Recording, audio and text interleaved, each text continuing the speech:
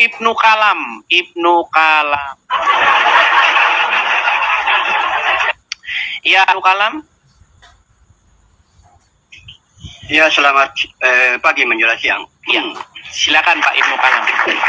Tema kita kali ini, betapa bertentangannya ajaran Yesus dengan ajaran Muhammad. Di mana apa yang Tuhan Yesus ajarkan, jangan berbuat dosa. Ini bertentangan dengan ajaran Muhammad. Muhammad mengatakan yang sebaliknya, Pak Kalam. Jika kamu tidak berbuat dosa, kamu akan dimusnahkan, kata Muhammad. Ya. Silakan Pak Kalam. Kenapa ini Pak Kalam kok masih nekat juga ngikutin Muhammad kalau begini Pak Kalam? Silakan. Dan bukan hanya itu, misalnya kalau di dalam Al-Quran kami mengutus setan, terus kalau di Perjanjian Baru Tuhan Yesus mengusir setan. Iya. Ya. Kalau di dalam Al-Quran Allah mengutus setan. Ya. Tapi kalau di dalam Perjanjian Baru Yesus mengusir setan. Masih ada lagi Pak Kalam? Masih ada lagi Pak Kalam? Yesus mengusir setan, Muhammad kena sihir, betul? Iya, beda jauh Pak Kalam. Ya, terkait dengan hadis itu ada yang melatar belakangi. Jadi ada sahabat-sahabat Nabi itu dia mau ibadah saja terus. Maka jawabannya seperti itu. Sebenarnya tidak perlu dilakukan karena itu kan nasihat saja. Maksudnya gimana Pak Kalam? Saya jadi bingung dengan Pak Kalam. Latar belakang hadis tersebut apa Pak Kalam? Ya, ada sahabat-sahabat Nabi ingin puasa saja terus, ingin ibadah saja terus, ada yang ingin salat terus, begitu. Baik, saya akan bacakan satu ayat di dalam surat Az-Zariyat ayat yang ke-56. Pak Kalam tahu? Kayaknya agak lupa lah. Wa ma khalaqtul jinna wal insan illa liya'budun. Tahu? Ya. Tidaklah kami ciptakan jin dan manusia kecuali untuk apa? Ya, mengabdi. Kecuali untuk beribadah. Nah, bagaimana mungkin ada sahabat Muhammad yang hanya ingin beribadah tapi Muhammad melarangnya? Kenapa Muhammad malah justru berantem dengan Allah? Maksud saya ingin beribadah terus. Justru Allah itu pengen, bahkan gini Pak Kalam, dasar atau tujuan fungsi diciptakannya jin dan manusia tiada lain ila liya'budun, kecuali untuk beribadah. Adakah manusia diciptakan selain daripada untuk beribadah? Ya. Tidak. Kalau di Al-Quran seperti itu. Iya. Beda kalau di saya kasih contoh. Begini Pak Kalam, saya kasih contoh. Saya ciptakan kopi ini tiada lain kecuali untuk diminum. Berarti nggak ada fungsi kopi ini selain untuk diminum, betul? Ya. Artinya kopi ini bukan buat nyiram tanaman, bukan untuk dianggur-anggurin, tetapi untuk diminum. Tidak ada fungsinya selain daripada untuk diminum. Nah, manusia menurut Allah di dalam surat Az-Zariyat nomor 56, tidaklah diciptakan jin dan manusia kecuali untuk beribadah. Nah, menurut Pak Kalam tadi, latar belakang hadis ini ada sahabat yang ingin ibadah terus. Nabi sama Muhammad, kalau kamu gak ingin dosa, kamu dia kayak ingin bersama. Ini bertentangan sekali dengan Allah, dengan Muhammad bertentangan dengan Pak Kalam. Silakan Pak Kalam. Oh iya, ini bertentangan Pak Kalam. Kenapa?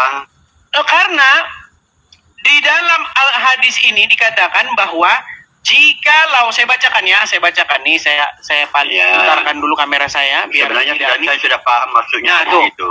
Demi zat yang jiwaku berada dalam genggaman tangannya, ya kan? Seandainya kamu tidak berbuat dosa sama sekali, niscaya Allah akan memusnahkan kamu, dimusnahkan Allah. Berarti Allah senangnya umat yang berdosa atau yang tidak berdosa? yang tidak berdosa. Tuh, ini yang berdosa. Ini Allah akan Ya, memusnahkan kamu seluruhnya. Setelah itu Allah akan mengganti dengan umat yang berbuat dosa. Ya. Berarti Allah senangnya umat yang berdosa, betul? Karena kalau nggak berdosa dimusnahkan, sedangkan yang berdosa diampuninya. Ya. Coba Pak Kala, coba buka Quran Allah surat juga senang Az-Zumar. kalau orang beristighfar. Coba Allah buka senang Quran kalau surat orang Az-Zumar ayat yang ke-53, coba. Tidak saya ingat kalau Iya, hafal saya niscaya kurang hafal. Allah akan mengampuni segala dosa-dosa. Ya, kecuali syirik. Oh, itu bertentangan lagi, beda lagi ayatnya. Di satu sisi Allah bilang dosa-dosa semua akan diampuni kecuali syirik, betul? Ya, betul. Tetapi di ayat lain dosa-dosa semuanya diampuni termasuk syirik. Iya, bertentangan. Ya. Satu sisi Allah bilang dosa-dosa semuanya diampuni. Satu Beri sisi juga bilang kesempatan saya bicara. kecuali syirik. Beri juga kesempatan saya bicara. Silakan, silakan. Ya, itu hadis dan ayat berkarakter. Tidak semua hadis dan ayat Al-Quran itu ditujukan kepada publik. Tidak semua. Jadi hadis yang seperti itu yang di belakang Anda itu ditujukan kepada orang-orang yang hanya ingin ibadah saja terus tidak mau lagi bekerja. Makanya nasihatnya seperti itu. Kalau justru tujuan Allah menciptakan manusia untuk ibadah. Gimana sih Pak Kalam ini? Ya karakternya orang Arab berbeda-beda. Pak Kalam, gini loh. Sama dengan musik. Gini Pak Kalam, ketika Allah ingin menciptakan manusia, satu-satunya tujuannya apa? Ya, illa liya'budullah. Untuk beribadah. Nah, ketika orang tersebut beribadah, berarti tercapai nggak tujuan penciptaan itu? Goalnya? Belum tentu. Tuh, Masih ada hambatan. Ya. Belum tentu. Kalau dia ibadah karena mau dipuji orang malah langsung dilemparkan ke neraka. Iya, kita tidak berbicara motivasi Namanya ria. ibadah. Gini Pak Kalam, Ya. artinya ketika seseorang dia beribadah terus, artinya sesuai dengan goal, sesuai dengan tujuan, fungsi dia diciptakan. Artinya seharusnya Allah senang karena tujuan Allah menciptakan manusia tiada lain tiada bukan hanyalah untuk beribadah. Masa ketika umatnya beribadah malah Allah nggak senang? Ini namanya saya bikinkan Anda kopi untuk diminum, tapi giliran diminum kamu tidak senang. Ini bagaimana? Tidak dilarang kalau dari Islam dilarang. Dilarang orang ibadah saja terus dilarang. Harus bekerja. Iya, Ayatnya di jadi dalam pengertian Al-Quran itu ibadah jika itu apa kamu dulu selesai Pak Kalam? salat maka segera keluar dari masjid. Begitu. Ya, begini Pak Untuk Kalam. mencari Jadi banyak orang tidak memahami makna ibadah. Ibadah itu sebenarnya tidak sesimpel orang hanya pergi ke masjid, pergi ke gereja, bukan begitu. Ibadah itu Ya, kata dasarnya betul. dari kata ya'budu, a'bud, penghambaan diri. Penghamba diri. Iya. Jadi ibadah itu bukan cuman di gereja atau di masjid doang. Betul. Ibadah itu dari mulai bangun pagi sampai tidur lagi.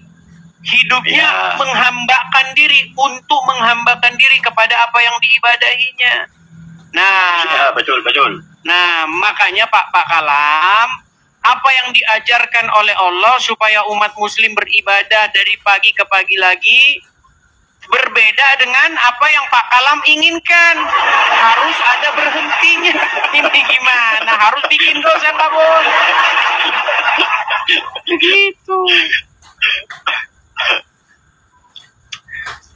Oke, begitu Pak Kalam ya. Jadi gini Pak Kalam, saya sebenarnya gini. Yang mau naik Saya karena ingin banyak yang mau naik, tapi yang jelas hadis itu begitu latar belakangnya karena orang dilarang ibadah terus. ya, gini Pak Kalam. Sebenarnya kalau kita telusur punya telusur, sebenarnya Pak Kalam, ya, saya itu lebih mempercayai bahwa hadis-hadis seperti ini itu karang-karangannya para ulama. Gitu loh. Iya, saya lebih percaya begitu. Karena di dalam Al-Quran Ya, di dalam Al-Quran diajarkan apa? Untuk beribadah. Ya, sambungannya hadis itu yang di belakangmu itu adalah Allah senang kepada orang-orang yang beristighfar, meminta ampun kepada Allah. Nah, masalahnya kalau orang tidak berbuat dosa malah akan dimusnahkan. Oh iya. Iya, setelah berbuat dosa harus istighfar. Nah, Allah senang lagi. Iya, jadi makanya begini Pak Katlam.